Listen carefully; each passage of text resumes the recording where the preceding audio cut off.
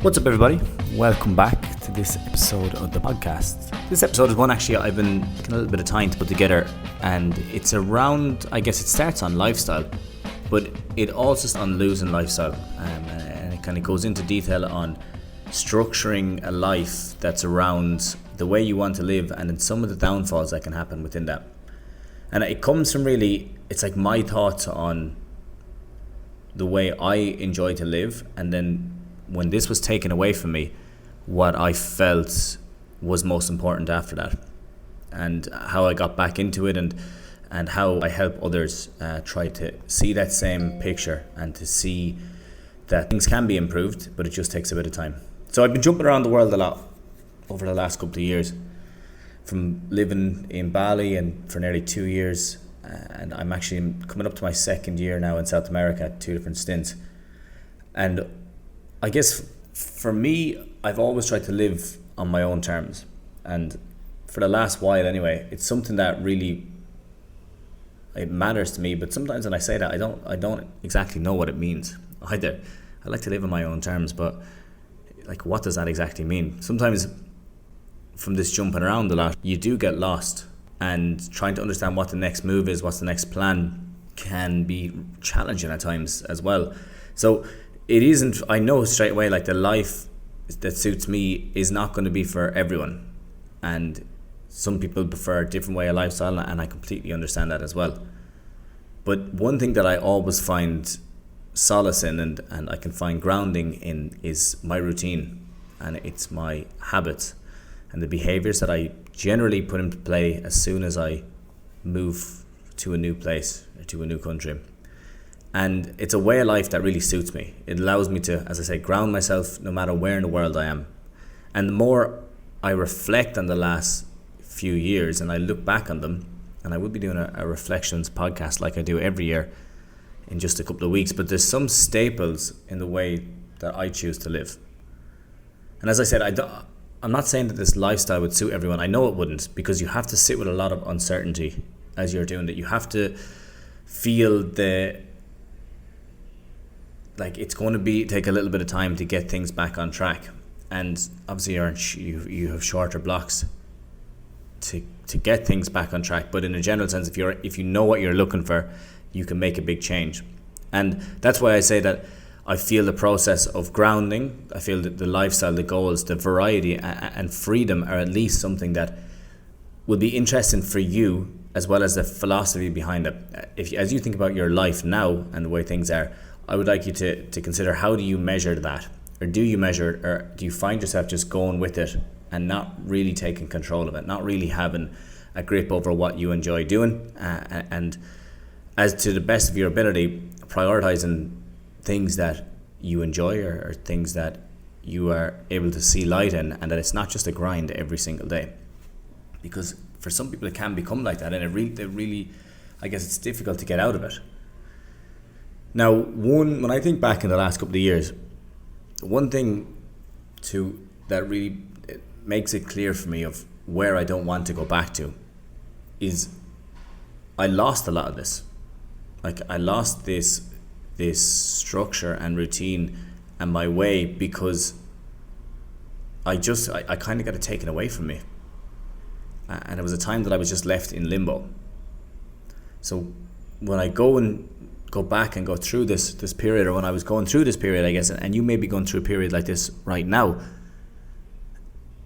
it made me realize what I had before and what I would like to get back to again. And this is, when we look at the context around this, it's 2 years ago I injured my knee really badly in a jiu-jitsu tournament in Argentina. Now, obviously it could be a lot worse, but went to the orthopedic surgeon, and then he confirmed, he said it's an ACL rupture and it's going to need surgery. But I was moving to Brazil the next week, so it wasn't actually an option for me to get surgery at the time. So I went without surgery and decided that I'm just going to work on it myself and see if I can get it right. Now, my thinking behind it was, if surgery wasn't an option 100 years ago, how would the body adapt to this? If there was no orthopedic surgeons and you were running through a jungle and you tore your ACL, is that just the end of it? Do you just give up on life and things are over? Or is there something that you can do to improve it? So that was the way I was thinking. It's honestly the way I think about health and about rehab a lot as well. These surgeries and new techniques can be really good and they can help us, but are we still aligning with the natural healing systems of the body? And I think that we, with the new and the novel, we can often get lost in looking for a new way of doing something when really the old way is perfect. And all we have to do is lean into that old way if we want to see that longer term change and allow the body to get back to a place where it was before. So it took a while, honestly, for me to come around to the fact that I was injured. It didn't really go that smooth. I thought I could just muscle through it, but I knew that it was pretty bad. Like, I could be just standing at a bar and then my knee would just completely collapse if I lost focus for a second, and I would just be left hobbling afterwards. It would go from underneath me. And a few months after it happened, I was training boxing and I was in Brazil, and I remember I was working on a counter punch against the guy, took a step back, and it felt as if I had just stood on a cloud, as the femur and tibia just did not, it felt like it didn't connect at all. It just felt like the femur went straight to ground. The top and the bottom of the leg just were completely separated, is what it felt like. And it was a really, really frustrating time in my life, because I had lost what I was living by. I was in the prime of my life for fitness, and I couldn't train, I couldn't move properly. And these thoughts and this perception of nothing will ever get better was just constant. It was honestly a time where I really had to battle with, is my athletic career over now, and do I just transition and I do my gym work and I can do my physio online and things are going to be working away? But I knew that if I had resigned myself to this, that I'm going to be fighting my own philosophy, my own idea that and what the research shows and what nature shows, that the body is extremely strong and it's very adaptable.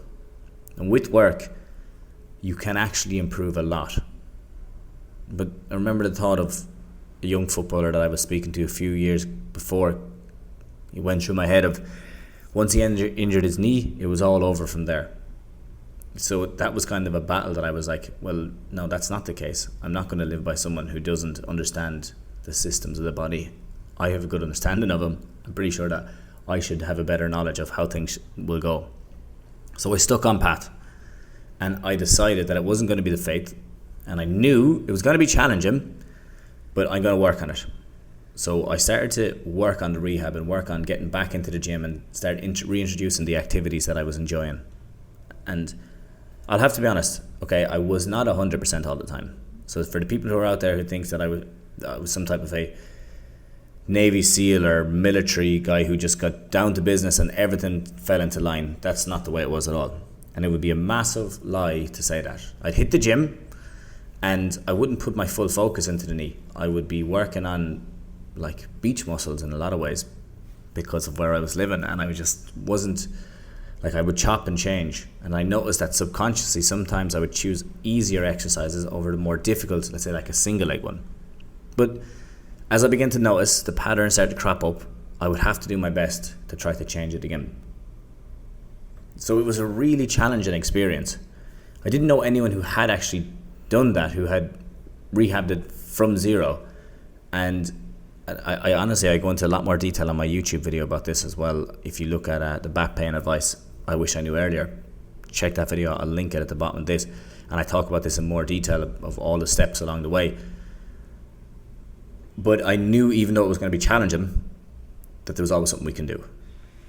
Now, honestly, the amount of days that I drove home from training, whether that be football or jiu-jitsu, extremely disheartened, wanting to just move away, like I could just change everything. I could avoid this if I wanted to, and I wouldn't have to deal with it. But it was something that was in the back of my mind that I just was not willing to do. I wasn't willing to accept failure on this. And that as long as I didn't give up on my body, and this is a huge part, and I think that anyone who's listening here really needs to kind of sit with this as well. I knew as long as I didn't give up on my body, that it wasn't going to give up on me. And that we've always had a pact together. we've been through a lot of injuries, we've been through a lot of sicknesses and illnesses, and we have a little bit, as I said, as a pack together. So you work for me, I'll work for you. And this might sound crazy, but I've put it through some seriously tough encounters and different types of training and abuse. It was abused, honestly, in a lot of ways with the way I would deal with it. And it always stood for me. It always recovered and it always worked with me. Because of this, because in the past, I have this experience of when it went down, once we put in the work together, once we went on the right path, that things would start to improve. And I run into this consistently. I had this literally 3 weeks ago where I got a viral conjunctivitis and my vision completely blurred in my left eye. I couldn't see anything. And it was like this, so it's over a month ago actually. It was like this for 2.5 weeks after, that I would close my left eye, and if I had 20/20 vision in my right eye, it was 10/20 in the left eye. I couldn't see anything at all. It was really blurred. And I just knew that if I stayed working on it and just practicing focusing on things and practice allowing it to heal and giving it time and being patient with it and not trying to force anything, that it will come right. And slowly but surely it's starting to improve. So when you look back and say that, okay, the body has always stood for you, it's always recovered and it has worked with me, you have this funny relationship. You can stand by it. And this is something that you can develop right now, even if you feel that your body has been working against you. And a lot of people, I would say the majority of the people that I work with, are in a state when we get started that they feel like the body is working against them. But that's not the case. It's a funny relationship we have, the mind-body. They're both independent. They're both inextricably linked, interconnected at the same time. And we can put our focus into one, but the outcome generally comes through in both. And this is why when we pick up these injuries and we're not able to train and we're not able to exercise, that we stop everything and we don't have any type of an outlet, the mind starts to suffer. And the mind suffers significantly. And unless we're honest with ourselves and we really point that out and say, okay, my mental health is in a bad place because I'm not able to do anything with my physical health, and it might feel, okay, my physical health is impacting me so much that my mental health is now taking a huge hit. We need to really take care of that. And honestly, as I say, vice versa. You might be struggling mentally, which is the reason that you're getting a lot of pain, you have a lot of tightness, and things are coming out through your body as well. But if we start to put our focus into it, we can improve. And to think that we've been given this physical asset from the start. You only have the one body, but it's a body that's always shifting, always changing.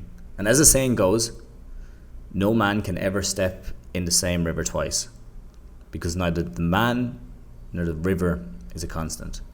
And that's the exact same with the body. The body is never going to be the same 2 days in a row. It's stronger, it's weaker, it's conditioned, it's fatigued, it's tight, it's sore, it's mobile, it's free. And we have to accept that. We have to accept that it's going to be changing. And this is a huge issue when I look at people who say, I want to get fit, is they have fit is this destination in their mind. I want to lose weight. Losing weight is a destination. I want to have no pain. No pain is this destination.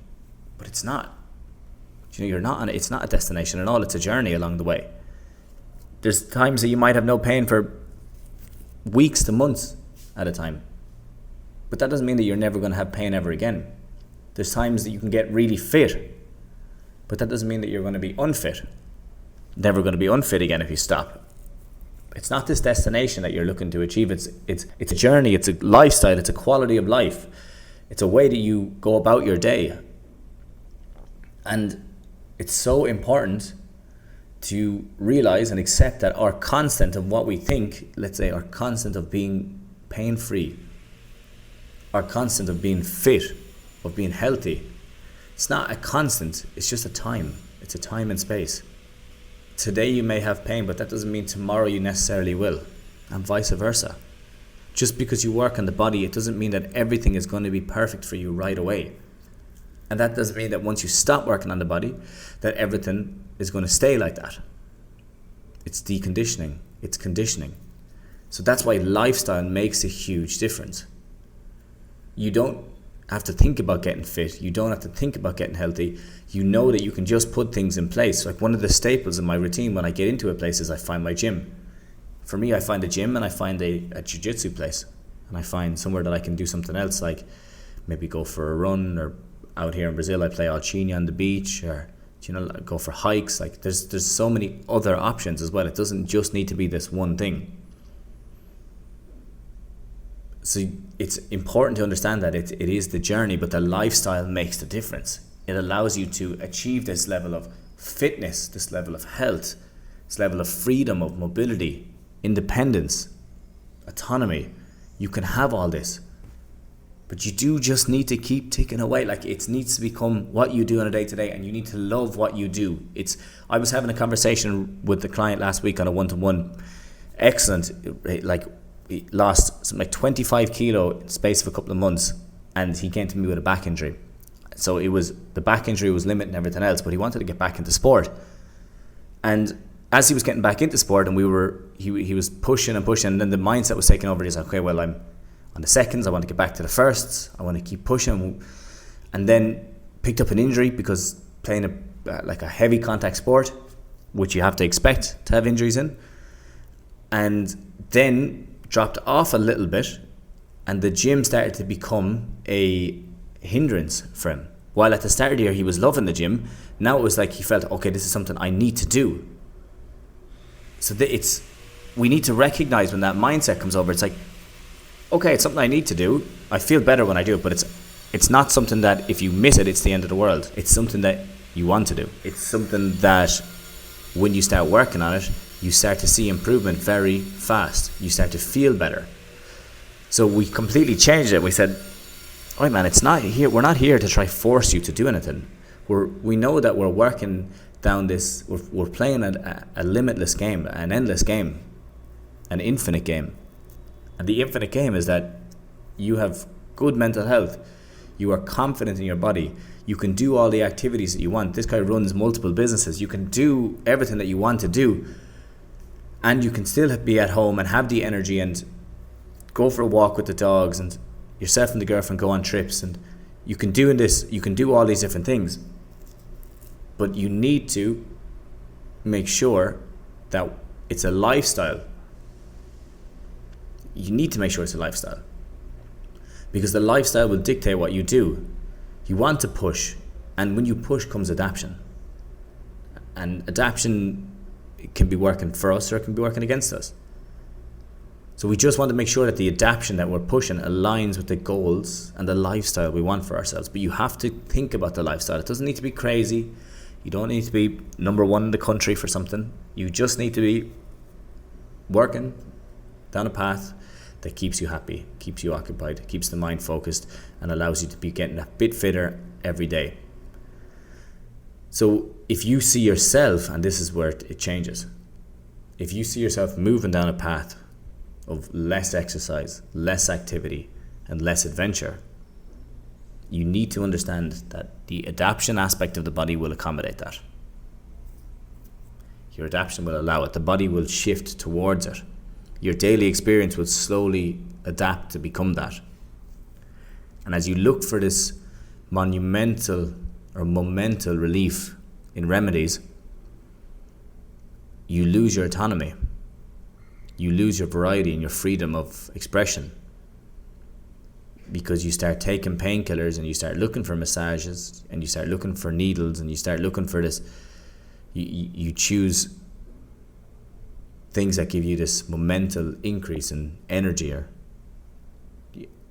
or activity or feeling. Let's say you start to feel a lot better, the sensation that things are improving. Like for me, I try not to drink a lot of fizzy drinks, and like a lot of people love fizzy drinks.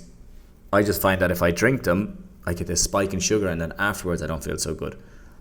So I do drink them at times, and then people say, "Oh, you're just disciplined and it's been healthy." It's when you start training and you start feeling healthy, you recognize when you start taking things in that aren't so healthy, and you recognize the shift in your body more afterwards.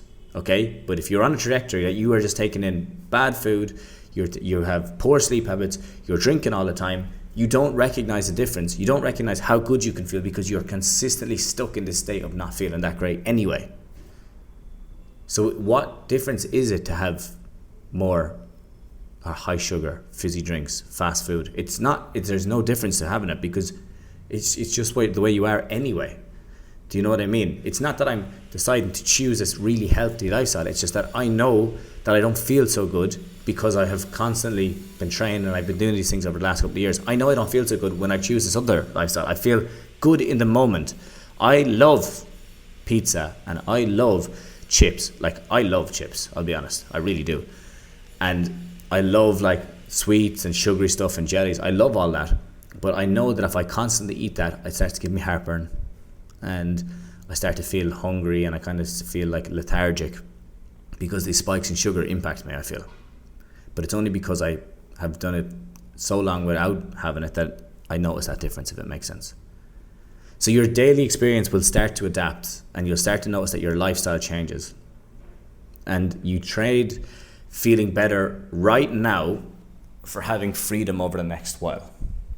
And this is a problem that when you're dealing with a back pain or you're dealing with a pain for so long, you don't realize you shift towards. If you're dealing with lack of energy, a lot of people that I work with come on board because they just have a lot of tightness, a lot of discomfort and pure lack of energy.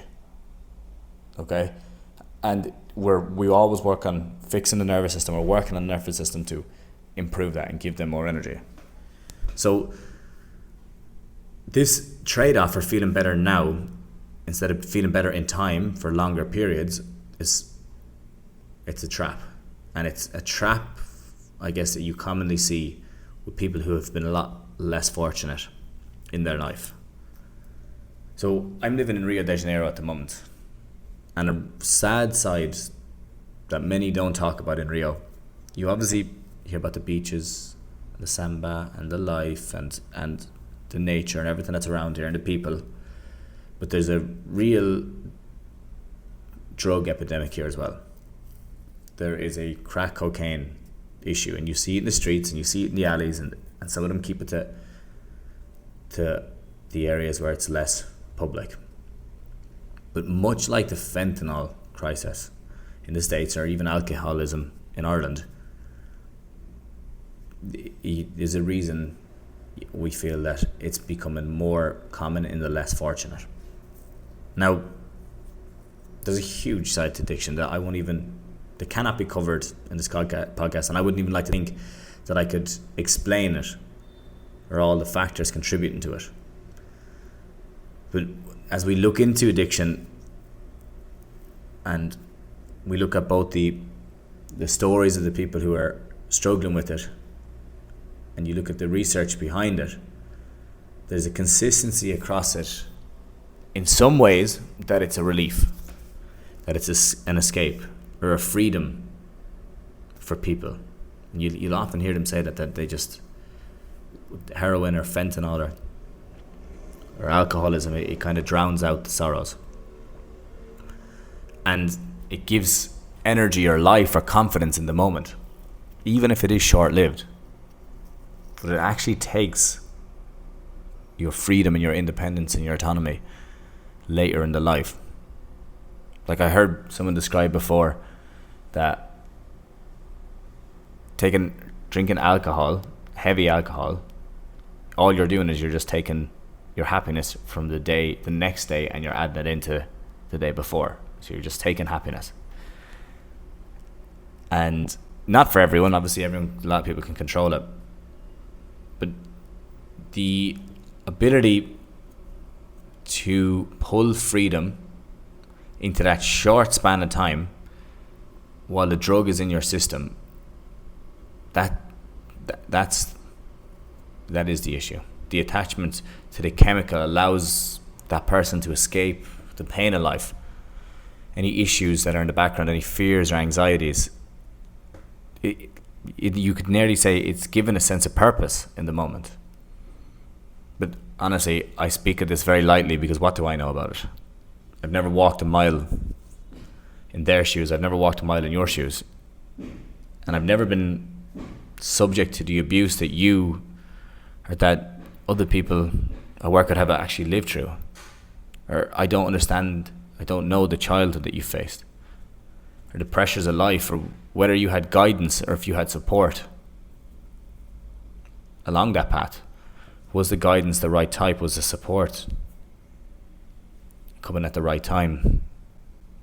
If the coping strategies that you yourself have adopted out of necessity or out of fear, if they were the right ones out of experience. I don't know what you've seen before,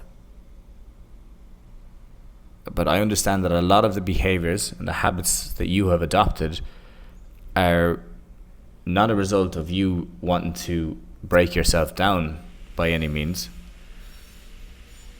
but there's a psychological safety in it, a psychological safety in understanding the experience that you have seen before. And a very easy example of this is that a lot of people who've come to me with a history of back pain and injury, it's been passed down from generation to generation. And we can look at it and say, well, is it a genetic component? There's a good possibility that there could be a genetic component there. But we look at the other side of it. The side that the experience and how you approach it will align with what you've seen before. You take their strategies and you apply them to yourself. So a lot of people will take their parents' strategies.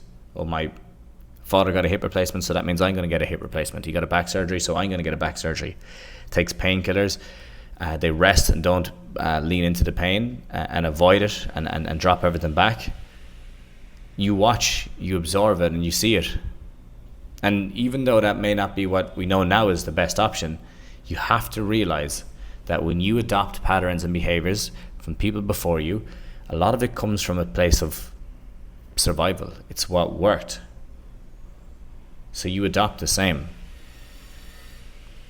And honestly, that's what it's about. It's about recognizing that a lot of the stuff that you do is based on survival. You'll do what you can to avoid being put in a worse place. You know that this path has allowed those before you to, let's say, quote unquote, stay alive. And even though it's not an optimal life, even though you may have to give up everything that you've ever loved in terms of activities and sports and events and enjoying relationships, and even though it doesn't optimize for the future, and you could say that the outcomes of what the person had, whether that be your mother, your father, your brother, your uncle, your friend, the outcomes are not desirable. You'd say, I would prefer not to be in that position. You recognize that they did survive. And then you recognize that that is why you are doing it. So it's not you're looking for optimal, you're looking for survival. And that is why I say, like, who am I to judge these people? If the strategy has helped you to stay alive and you're still alive to date, well, then it has worked. But we need to understand that it's not the only way. That there is another way. And that there's a way of thinking and a mindset and something that we really try to ingrain and work on with clients, is that there's a way that you can actually survive but thrive as well at the same time.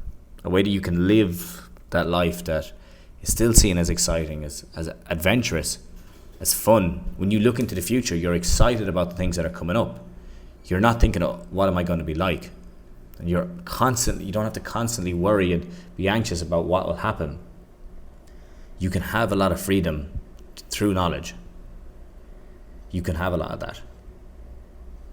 But to get to this level of survival, you need to apply different strategies. You need to recognize what you're doing isn't working. You need to recognize different ones than what worked before. Ones that work in your favor. You can start to apply this structure to keep you in line, to keep you with the system of adaptation that you would like. And in this situation, if you feel it's time to change your experience, you need to decide that you are going to do it. Like, as I said, I battled with my knee every day, but I knew that the lifestyle of me being active and me playing football and me doing jiu-jitsu and being able to go for hikes and being able to do this, I knew that was a bigger purpose. I knew I got more out of that than the momental feeling of, okay, I'm not feeling good right now. So I just set little targets every day, and I said, okay, this is what I'm going to do today, and then this is what I'm going to do the next day. And every week then I would have like these little goals, and every month I'd have these little goals, and they didn't have to be huge, but they just had to be moving in the right direction. And it kept me on path, kept me on track. And obviously a huge part of this is just having the structures, having the strategies, and having support and accountability really helps. And I think that was something that I probably didn't lean into as much as I should have, if I'm being 100% honest. That's the downfall that I had, is I didn't lean into much support and accountability. I tried going at it by myself, and only when I started going and talking to other people and other physios and other people who had knowledge in the situation, I started to make a big change. So if it's something that you're dealing with right now, if you're in a situation that you want to change your experience, you feel like a pain is really impacting you, you feel like you're just not improving, then I'd be happy to help. And we have our back pain back to exercise program, we have our one-to-one program. They give you support, they give you accountability, and they allow you to get back into the exercise and lifestyle that you like. But you do need to make the change, you do need to decide. So if it's something that you are interested in, right now we're running a promotion on it.